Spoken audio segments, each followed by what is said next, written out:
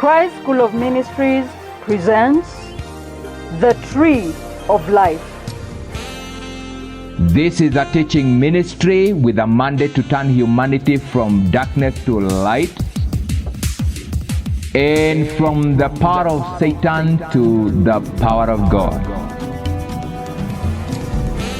Welcome to today's program with Teacher John M. Bezalel. Our subject today is if you confess me before men. All right? If you confess me before men. And the intention of today's lesson is to understand what Jesus was dealing with. Okay?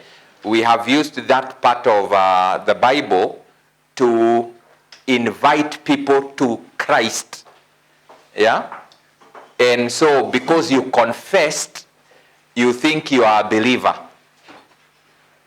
Hello? It's like that is what makes you a believer. And so when Jesus said that if you confess me before men or if you deny me, yeah? Sikukiri mbele ya watu Yesu ni Bwana, lakini it is a condition in my heart ambapo ninakubali mbele ya watu ya kwamba tuko na uhusiano na yeye. Hallelujah. Because I can confess, I can say Jesus is Lord, but nimemweka kwa mfuko. Na siwezi taka watu wajue ya kwamba mimi tuna uhusiano na nani? Alright?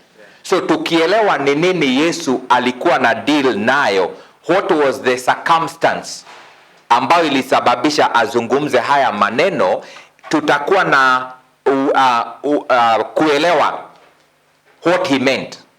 Alright? Lakini tukimiss kuona na kuelewa ile issue alikuwa nazungumzia, then whatever he meant inakuwa hatujui.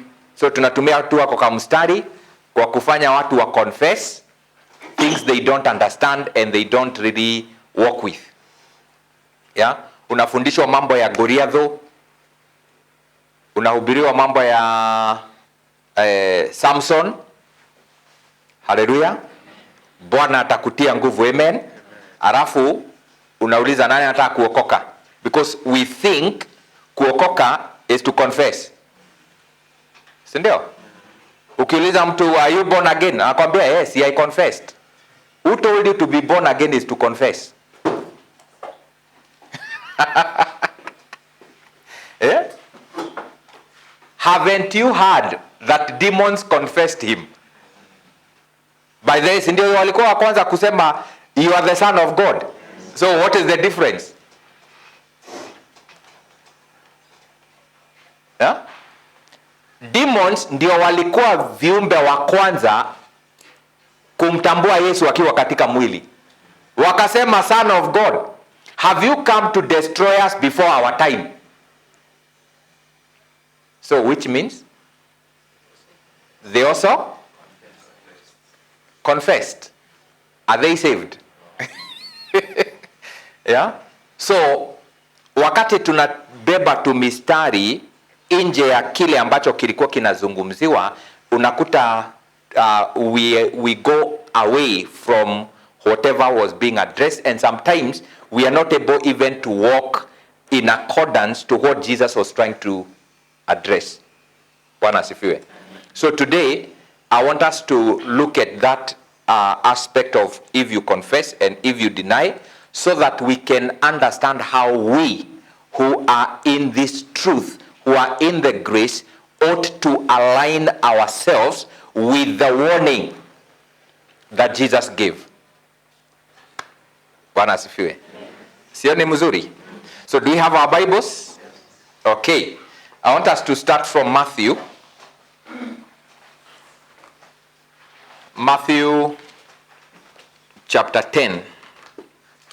That's where you find that event.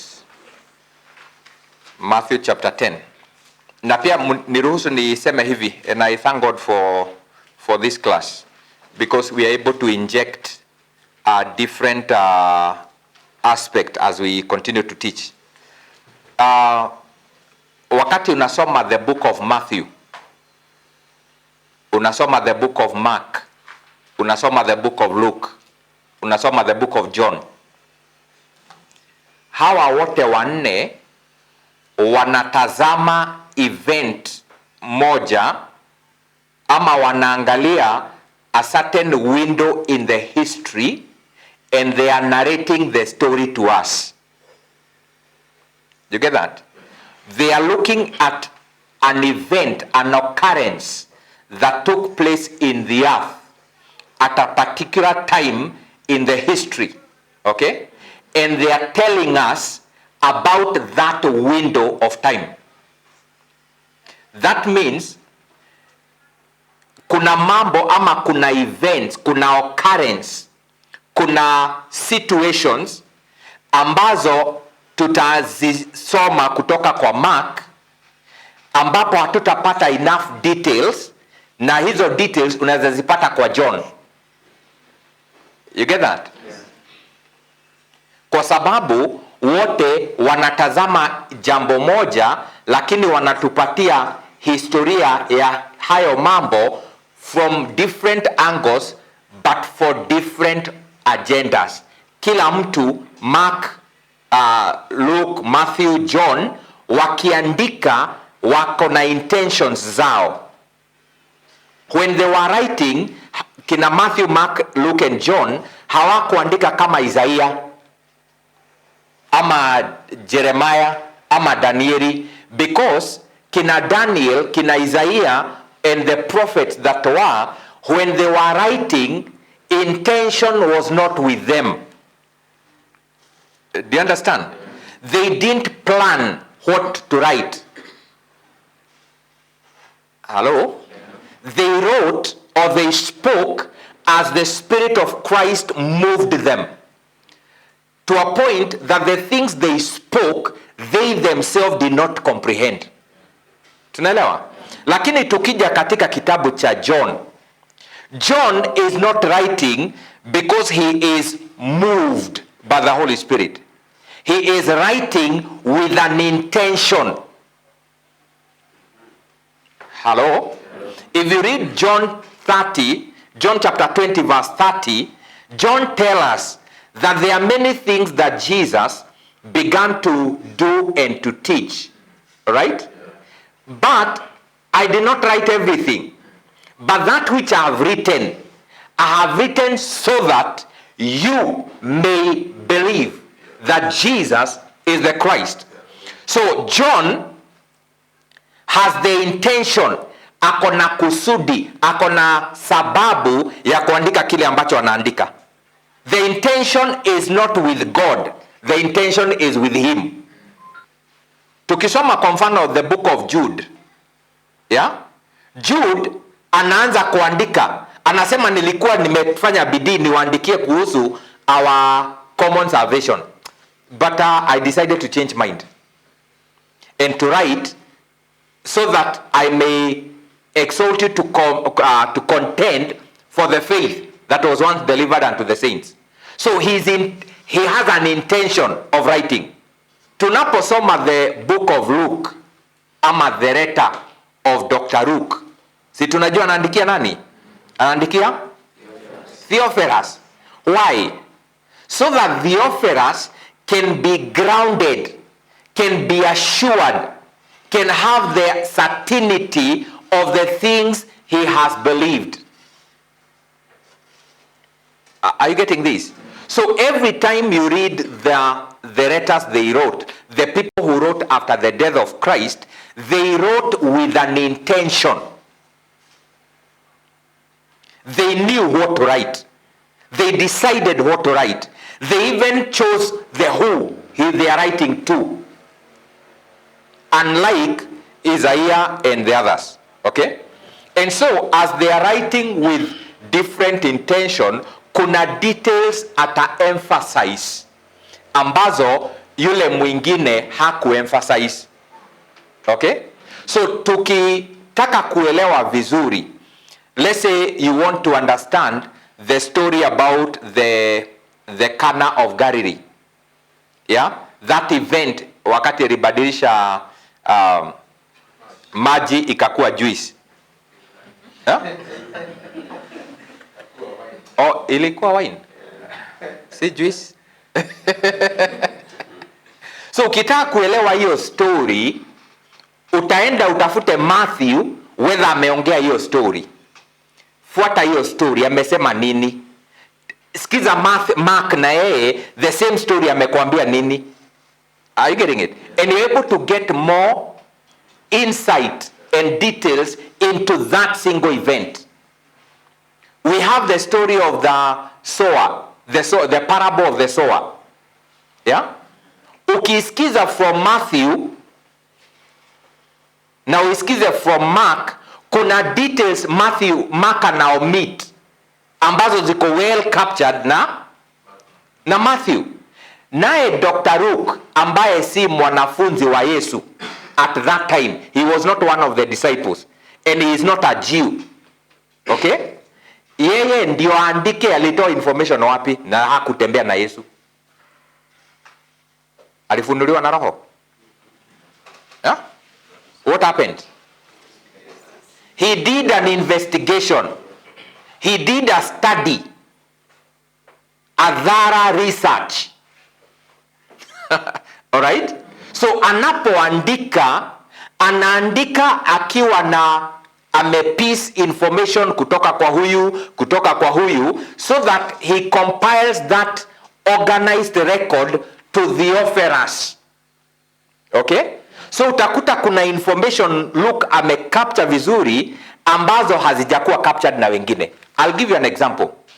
The only person who captured the event in detail after the resurrection of Jesus ni Dr. Luke. Sindio? For example, Yesu alipofufuka alitembea na wanafunzi wake na other people for how many days? 40 days. Sindio?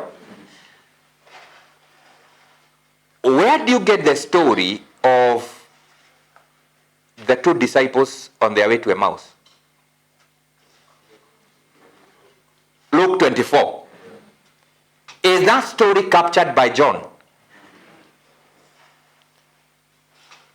Ukiangalia kwa Matthew ni ile kupitia and about two disciples. He appeared to two disciples. The details he does not say.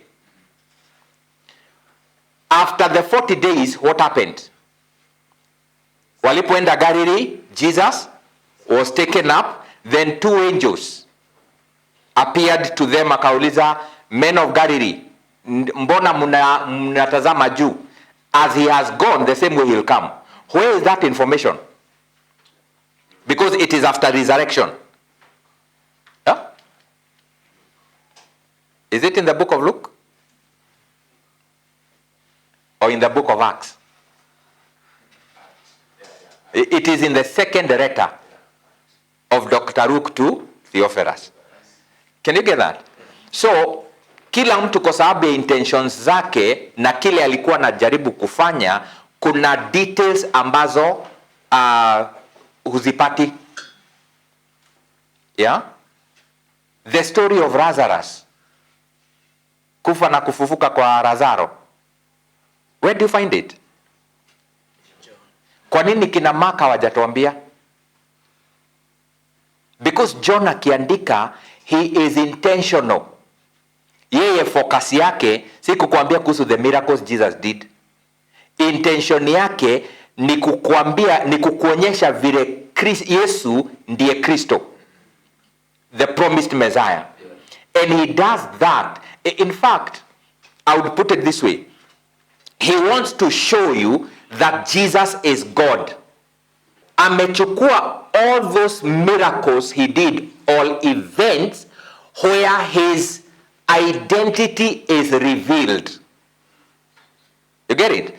For example, when you talk about the Samaritan woman, that is where Jesus revealed himself to the Samaritan woman as the Christ, the promised Messiah. the man who was blind, yeah, akamuuliza, do you believe in the Son of God? Akauliza, where is he that I may worship? Akamwambia, mwenye unaongea na yeye, he is the one. But you don't find those stories with the others like Mark. So Matthew chapter 10 verse 32, Yesu akasema hivi, therefore whoever confesses me before men, him I will also confess before my Father who is in heaven. But whoever denies me before men, him I will also deny before my Father who is in heaven. Do not think that I came to bring peace on earth. Now, ngoja kidogo. Wakati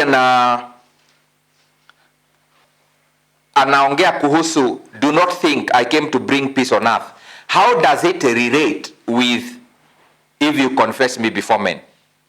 What is the relationship? If you confess me before men, I'll confess you before my Father who is in heaven.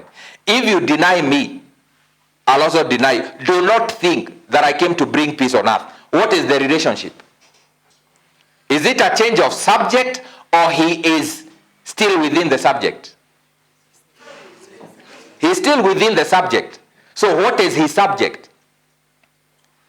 There is a situation that may arise that would force you to deny him, which has to do with your peace here. Yeah?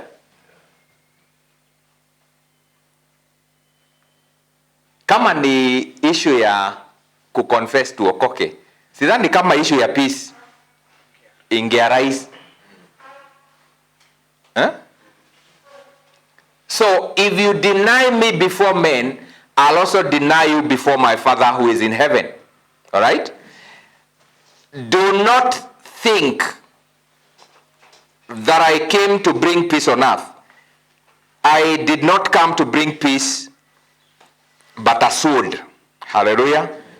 For I have come to set a man against his father, a daughter against her mother, and a mother-in-law against her, a daughter-in-law against her mother-in-law, and a man's enemy will be those of his own household.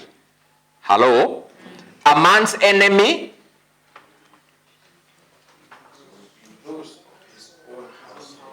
What is the subject? If you confess me before men.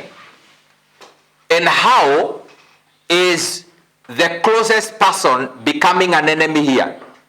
What is the relationship? What is he talking about? If you confess me before men, I'll confess you before. But then he brings the issue of, do not think that I came to bring peace on earth. I came to set a man against what? His father. A daughter-in-law against her mother-in-law, and a man's enemy will be those who are of his own household.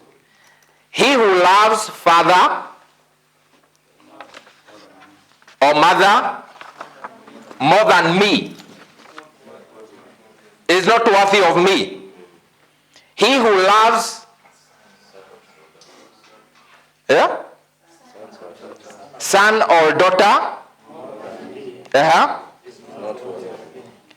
and he who does not take his cross and follow after me is not worthy of me.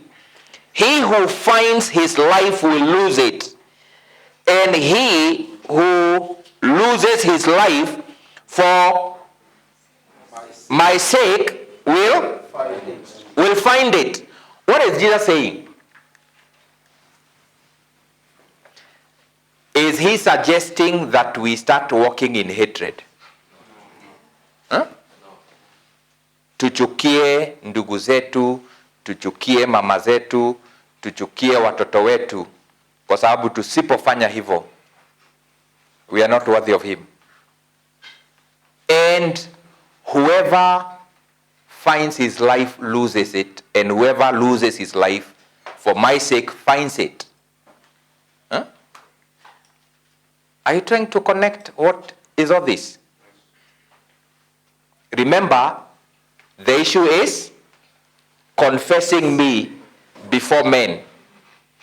If you confess me before men, I will also confess you before my Father. If you deny me, I will deny you.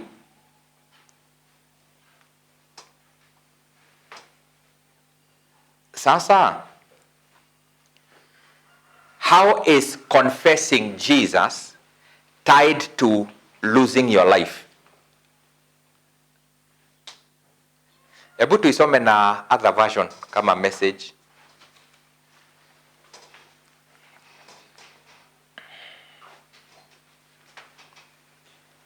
Stand up for me against world opinion. Uh-huh. I will stand up for you before my Father in heaven. So, if you confess me before men, I'll confess you before my Father. In other words, if you stand up for me against world's opinion, I will do what? I will stand up for you before my Father. So in other words, when he's saying if you confess me before men, haongei mambo ya kusimama tu na kusema, anaongea mambo ya kumsimamia. Hello? It is about standing in for him in this worldly system, a system that is contrary to his kingdom. Do you understand? It is about taking a stand on his behalf in this world.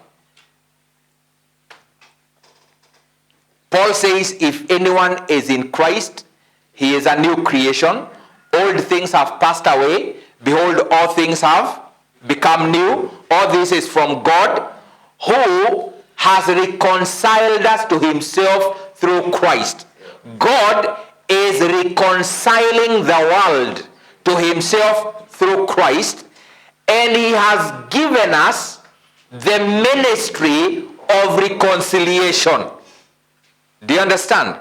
So we who are reconciled to God through Christ have been given the ministry of reconciling men to God through Christ. Hallelujah. Tumefanyika wapatanishi wa Mungu na wanadamu. By the way, hiyo ni responsibility ya pastors. Ni responsibility ya nani? Everyone who has been reconciled, every believer is a minister. Ebu salimia the minister on your side. We are ministers of the New Testament. We have been made sufficient, equipped ministers of the New Covenant, not the Old Covenant. By the way, shida kubwa si kusoma na kujua hivyo. Shida kubwa ni kukubaliana na hiyo katika mawazo yako, that you are a qualified minister.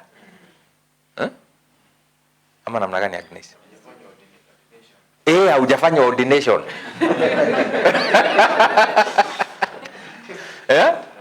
Na wengine bado wanajiona like they don't deserve. Pengine umekuja kwa wokovu kutoka kwa Inange Street.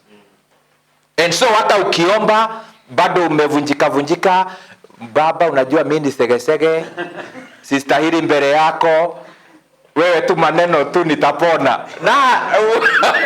Where are you coming from?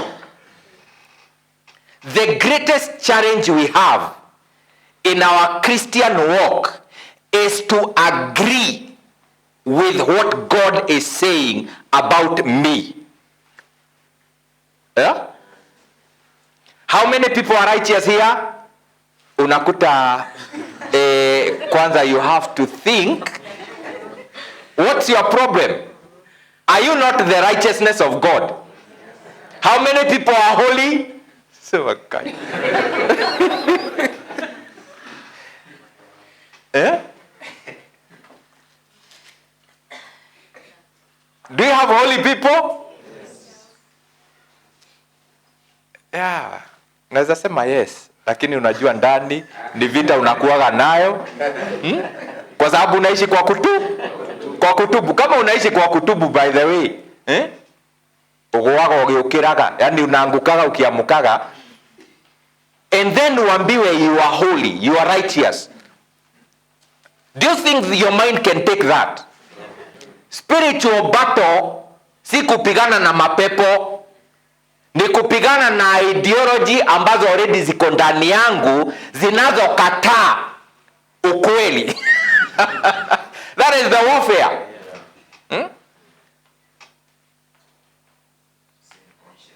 Yeah.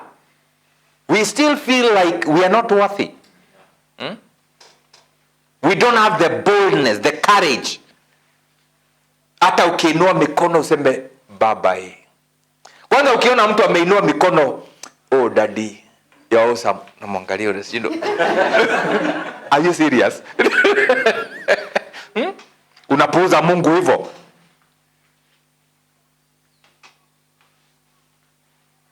Kama kuna vita unapigana na unatakiwa utie bidii, si kupigana na shetani. Shetani alimaliziwa 2000 years ago. By the way, wacha na mambo ya shetani. Hebu ambia wewe mko karibu naye, wacha na shetani.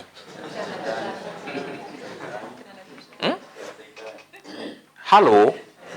Haujasoma Biblia ya kwamba kabla ya Yesu kuja kuna vita ilikuwa mbinguni. Alright? Na walipigana, ilikuwa ni mieleka. Angel Michael na shetani walipigana. Lakini baada ya Yesu kufa, jameni, sioni mahali shetani anapigana na mtu. Unajua atashikwa na nani? One heavy loaded angel. Yani malaika, imagine malaika moja amebeba nyororo. Si unajua zile chain. So amebeba chain, kwa hivyo ako na mzigo, na amebeba ufunguo ya the bottomless pit, na ana manage kushika huyu shetani. Wewe unaona kama ni anything?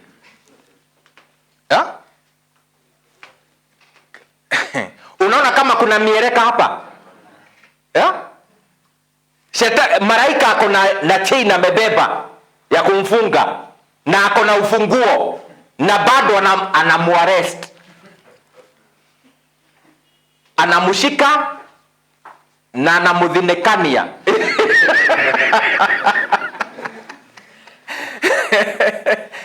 He cast him into the bottomless pit and he seals the... What kind of a person is this Satan today? He is defeated. So why are you bothered? Again, Shetani niliwaambia, he can only be in one place at one particular, isn't it? Yeah. So forget about the devil. The battle we have is to uproot ideologies in our mind that reject what God says about us. That's where we have the challenge. You are blessed, but you still feel you need to give a sacrifice for God to bless you. When you're giving the sacrifice for God to bless you, you're actually denying what God has already said. You are in unbelief. Hello? You are in unbelief tithing to be blessed. So, the battle is in our mind to accept who we are. We are ministers of the new covenant. We didn't make ourselves. He made us sufficient ministers. And he has committed to each one of us the ministry of reconciliation. Hallelujah. Amen. All of us have a responsibility to bring men to the Lord, to reconcile men to the Lord, to get men from the kingdom of darkness, where they are seeking the kingdom, and bringing them to where the kingdom is. Hello? Where you now don't seek the kingdom because you're already inside. Uko na ministry ya kutafuta kingdom seekers na kuwaingisha into the kingdom. Yeah? So if you find someone seeking the kingdom, ni kwa sababu ufanyi kazi yako. Praise the Lord. So as we do this, then there are challenges. All right? As we stand in for Christ, then there are challenges that are accompanied with standing for Christ in this world.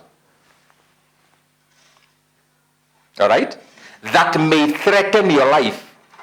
That may threaten your name if you have one. Yeah? By the way, wacha tu niulize. Baada ya kujua ukweli vile umesoma, have you met someone you have related with in the past, especially in this religious system, and you felt afraid to tell them what you know? Yeah? Eh? Kwanza ukakutana na bishop akwambia nowadays you're not tithing, unasikia tumbo huwa because unajua kile unajua. Has it happened? Yeah? Na hapo unaomba unasema, Lord, please use somebody else to tell him.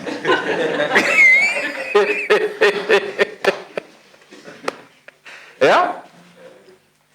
Are you not trying now to deny him? Yeah? Yeah, it is not literally, but the truth is, you're not standing in for him. How will he know? And Christ will not come and tell him, I am Christ, this and this, stop. You are the one to say. You are the one to stand in for him.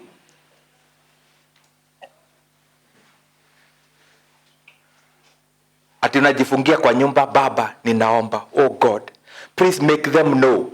Anakuambia amuka ukawaambie. Yeah? Message. If you turn tail and run, don't think I'll cover for you. He's saying, stand up for me against world's opinion, and I will stand up for you before my Father who is in heaven. If you turn tail and run, do you think I'll cover for you? Yeah. That is Jesus saying. So in other words, either you stand for him or you turn tail. You know what is to turn tail?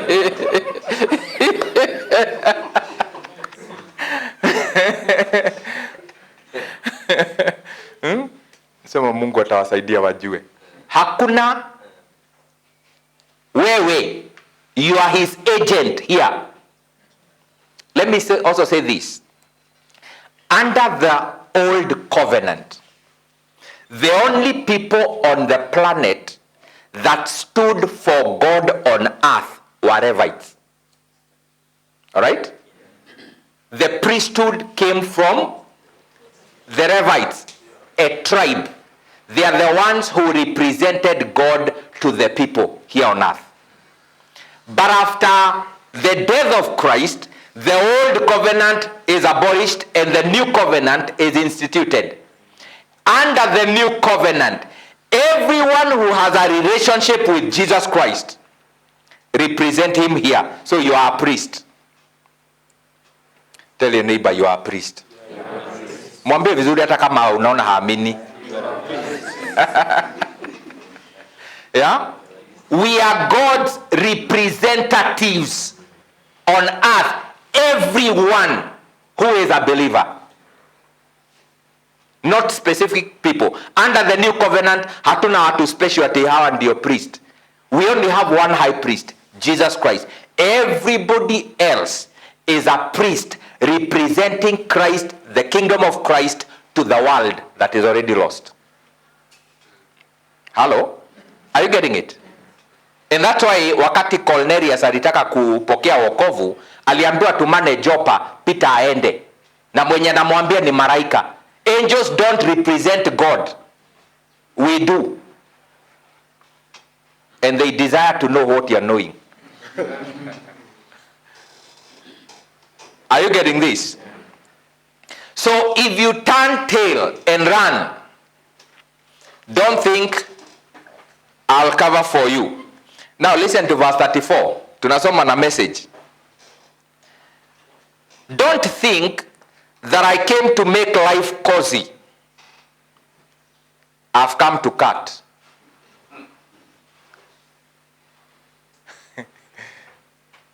Bwana asifiwe. Amen. Unajua hii ukihubiri kwa religion hawezi sema amen. Do you know what is to make life cozy?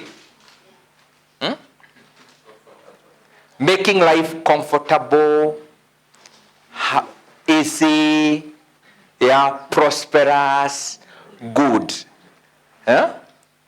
Yesu anasema, don't think that I came to make life cozy. No, I came to... Now, you can understand that the prosperity gospel is not the gospel of Jesus Christ. Yeah? Because prosperity gospel ni, you'll have your cars, hallelujah. You'll get married, amen. You're going to America. Your house is coming. Hey. So it's all about comfort wapi? Hapa. Is there an ambassador who is ever given the office of an ambassador in his own country? Yeah? Hakuna? And you're an ambassador. So that should tell you that you don't belong here. So wacha kukaa kama huku ni kwenu. Yeah. Yeah?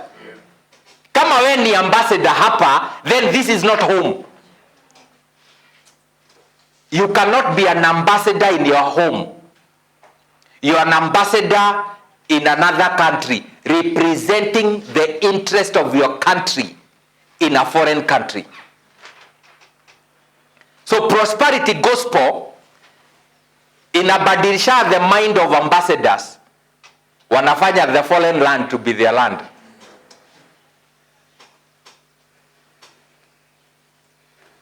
That is what prosperity gospel is doing. That's why I said prosperity gospel is of Satan. It is a demonic message actually preached by Satan first to Jesus Christ. So remember Kimwahidi, I'll give you these things. Yeah. Prosperity gospel promises these things. Did Jesus promise these things? Yeah? Iko mahali. Unajua kuna wakati watu wengi walimfuata Yesu. Wengi sana, umati. Wakamfuata. Hey, Lord, tumekutafuta sana. Yesu akawaambia, najua mnanitafuta lakini si kwa sababu ya ukweli, ni kwa sababu ya ile mikate mulikula jana. Why don't you stop laboring for what is perishable? Now, today, then akawaambia, leo mtanikula mimi. What happened?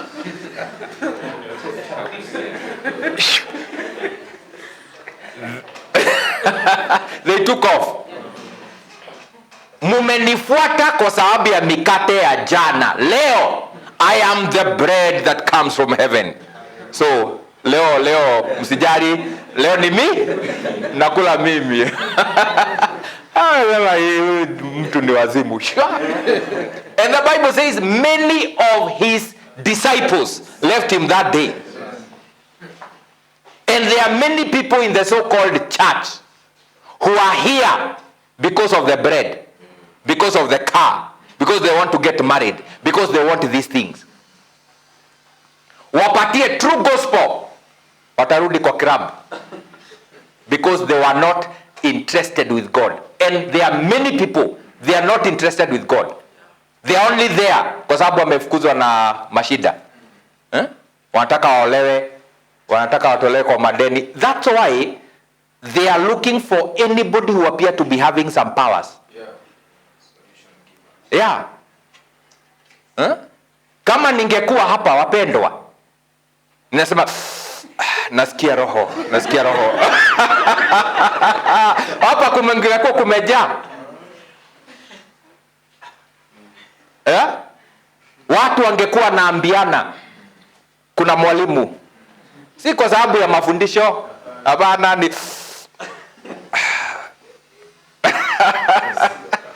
I see your car coming. A red car.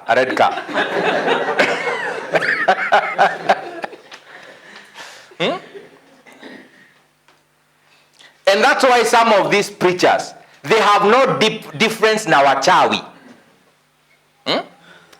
They are only offering a different package, but the same thing.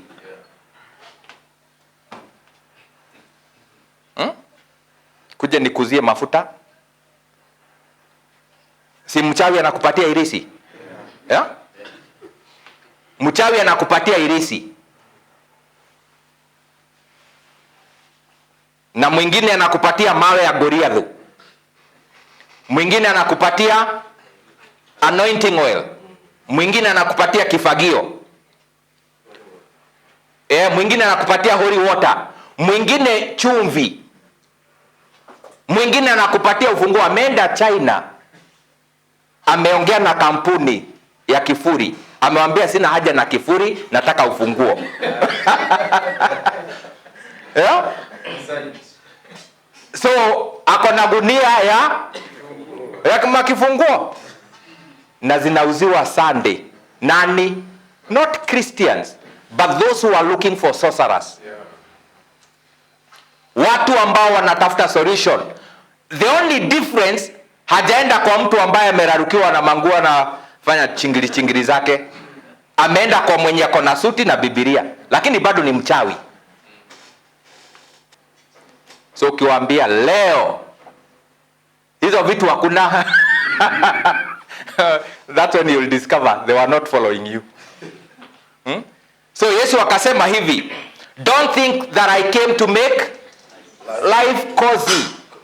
I came to do what? I came to cut. Make a sharp knife, cut between son and father, daughter and mother, bride and mother-in-law. Cut through this cozy domestic arrangement and free you for God. Siseme amen.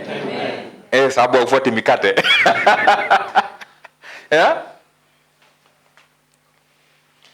You know, it appears like if you don't have a car, your relationship with God has a problem.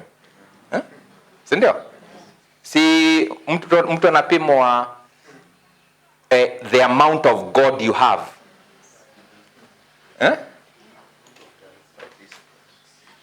By what you have, by these things.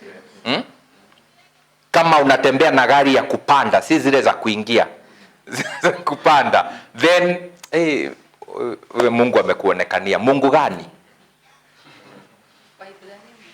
Wa Ibrahimu. Haujasikia Ibrahimu aliishi kwa hema? Looking for a city. He was not interested with the things. He was looking for a city. In fact, ukisoma hii story inafundisha kwa sana ya Abraham tithed. Alichukua mali ya Sodom, si mali yake. And by the way, Abraham was already blessed. He did not need to tithe to be blessed. Abraham, if you read chapter 13 of Genesis, Abraham is blessed with material things. Silver, gold, and all those things in chapter 13. Chapter 14 is where he's meeting Melchizedek. Hello? Then amechukua mali ya Sodom. Na ni, by the way, the reason ni kwa sababu ya Lot. Hii story yote ya Melchizedek ilikuja kwa sababu ya Lot kuguzwa. Kama Lot hakuwa in the picture, hiyo story haingekuwa kwa Biblia. So Abraham anaenda kurescue his nephew. Are you getting it? Yes. So baada ya kupatia Melchizedek 10% of the spoils, the rest akapatia nani? Mwenyewe, the king of Sodom. Akasema, lest you think your things made me rich. So Abraham was already rich, already blessed. So hii kasumba ya toa utabarikiwa, hiyo ni peddling the word of God. Jesus did not come to make life comfortable for us. He came to give us eternal life. He came to reconcile us to God. That's the most important thing. Iko haja gani upate dunia mzima and you lose your soul? So what is important? It's your soul, not things. We are reading the Bible, eh? So he says, he came to cut through this cozy domestic arrangement. So if you have a cozy domestic arrangement, unaonaje? So he said, nilikuja kuseparate. I came to Dr. Luke ndiye anasema, I came to bring division. Division inakujia wapi? Kwa sababu it's either you are of the world or you are of Christ. Hakuna katikati. Either wewe ni wa dunia hii, ufalme wa giza, ama uko katika ufalme wa Mungu. And the two, they are not compatible, imagine. Na huwezi kaa kwa fence, haina fence. Are you getting this? So the kingdom of God did not come on a no man's land. The kingdom of God came to overthrow the established kingdoms. And so, when the kingdom of God comes, and by the way, the kingdom of God does not come into a family. Ati sasa wokovu imeingia kwa mimi na bwana yangu na bibi yangu na watoto. Hapana. Hii ni safari ya mtu mmoja. Si wawili. Lakini wawili wakipokea, hey, you have heaven on earth. In fact, you don't miss anything else. You're good. Lakini kukiwa ya kwamba mmoja ni representative wa ufalme wa mbingu, ufalme wa Mungu, na yule mwingine ni representative wa ufalme wa, mmoja ni temple of God, the other one is the temple of yeah? Sivyo ndivyo Paul anasema. So imagine those two temples living together because they are married. That's when you discover that the gospel came to bring a sharp knife. It is easy if both of us are temples of the devil. Yeah? Sindio? Yeah. We are inhabited by devils. So ukiwa na jealousy na mimi niko na mari. So we eh? Ukiwa na roho ya masengenyo na mimi niko na ya wivu na makasiriko. So we are good. Tunajenga ufalme moja. Lakini wakati mmoja anatembelea, you know, a different principle from the principle of the kingdom of God, then there are challenges. There are challenges. He came not to make life cozy, but to cut, to divide.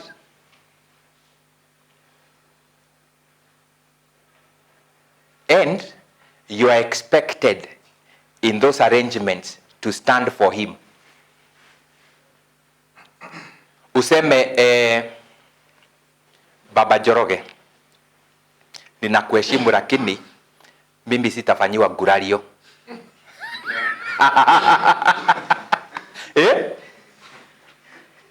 Ninakupenda lakini gurario?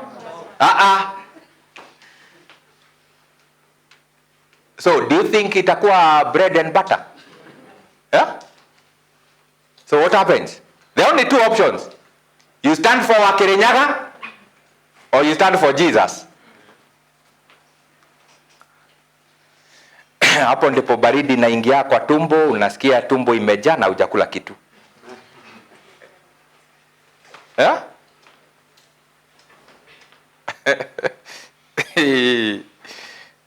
Do you think it is easy? Yeah? But you see, the gospel has sounded so easy. I wonder, the peace of persecution which is part of the gospel, ilienda wapi? Persecution is part of the package. Where did it go? Jameni, ya kwamba kila mtu Sunday naenda church. Everybody. While in those days watu walikuwa naangalilia kanisa mbali. Na siongei kuhusu jengo, by the way. The believers, they did not want to associate themselves with, or rather to join them.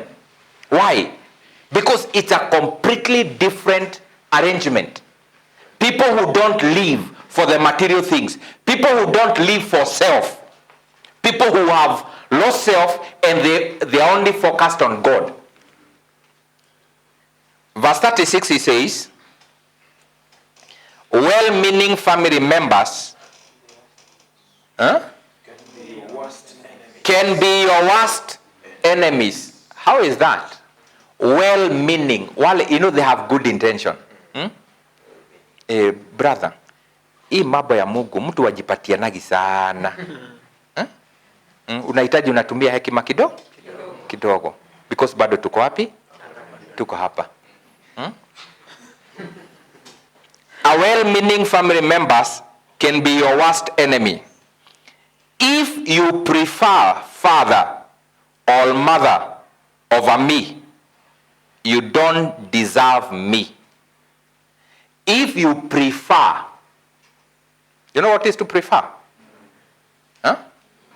Ni wakati Kristo wako hapa na mama yako wako hapa. Na uwezi beba zote mbili, lazima utachagua moja. Wakati maisha yako imewekwa hapa na Kristo, na uwezi beba zote mbili. So if you prefer your mother, your father, your wife, your children, or your life more than him, Jesus is saying, you don't deserve me. If you don't go all the way with me, through thick and thin, you don't deserve me. Hallelujah. If your first concern is to look after yourself, you will never find yourself. Did you hear that? If your first concern is to look after yourself, you will never find yourself. But if you forget about yourself and look to me, you will find both yourself and me. I love that. If your concern is about saving your skin, you will lose it. But if you are willing to lose your skin for me, you will find both your skin and me.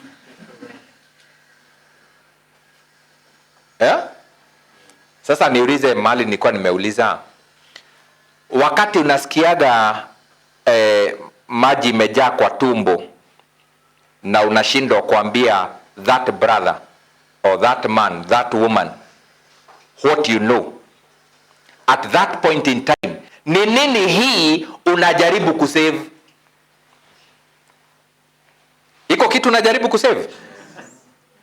Wacha tuongee. You know we are here to learn. And by the way, it is also recorded. Like wakati Yesu alifungua kipofu macho, yule kipofu ambaye alikuwa kipofu kutoka childhood, yeah? Aliitwa kwa makuhani, akaulizwa, tuambie, ulikuwa kipofu kutoka ukiwa mtoto? Akasema akaambiwa, leta wazazi hapa. Wazazi walikuja, si ndio? Wakaulizwa, huyu ni mtoto wenu? Alikuwa kipofu akiwa mtoto? Na sasa anaona namna gani? Hatujui, muulizeni. Ni mtu mzima. Yani, are you saying hawakujua ni Yesu? So kwa nini walimficha? It is written. They were afraid to be cast out of the synagogues. Kwa sababu the priest walikuwa wamesema, yule atasema ya kwamba Yesu ni Kristo. Taona maneno. Sasa this family, hawa wazazi, imagine umefanyiwa muujiza. Your son has been blind from birth. Sasa anaona, haumshiki mkono ukimpeleka choo. Hello? Unaulizwa, nani amemfungua macho? Sema, mimi sijui. Actually, muulizeni si yako hapa. What's your problem? At that moment, umesimama kwa Kristo, kwa niaba ya Kristo, ama umemkana? Umemkana.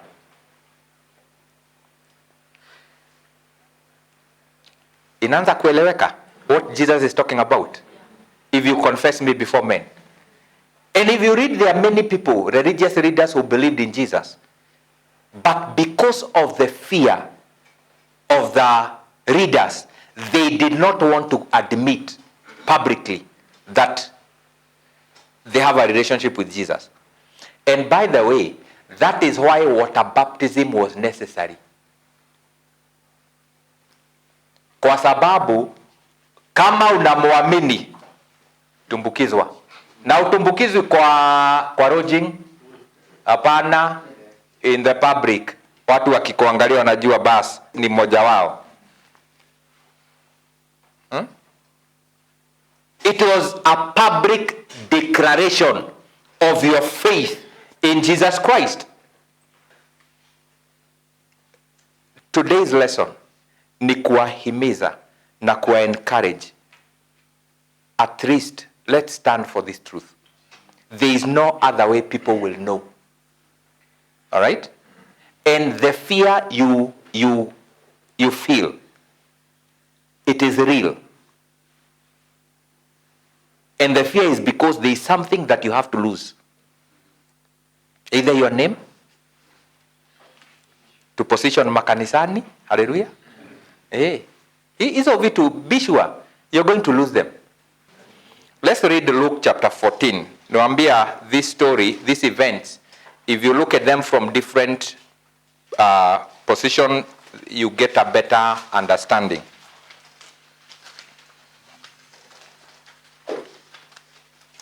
Luke chapter 14 from verse 25. Now a great multitude went with him, and he turned and said to them, if anyone comes to me and does not hate his father, mother, wife, and children, brothers or sisters, yes, and his own life also, he cannot be my disciple.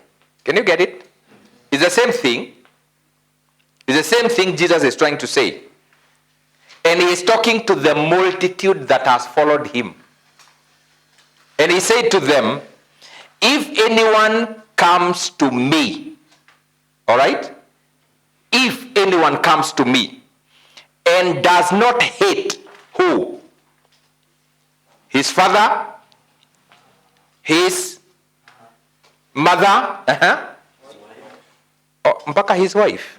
His wife, children, brothers, sisters, yes, and his own life also, he cannot be my disciple. Yesu anasema tuwachukie.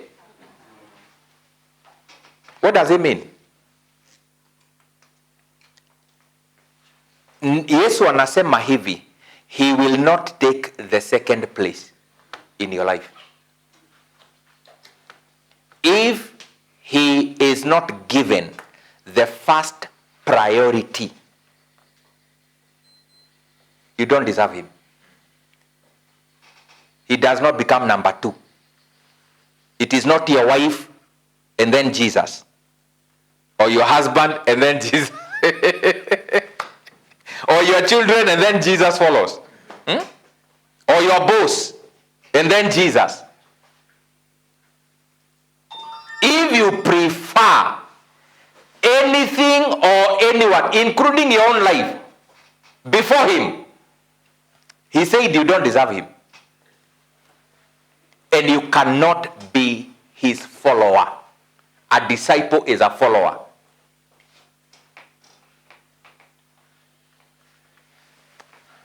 Ambia jirani kuna gharama.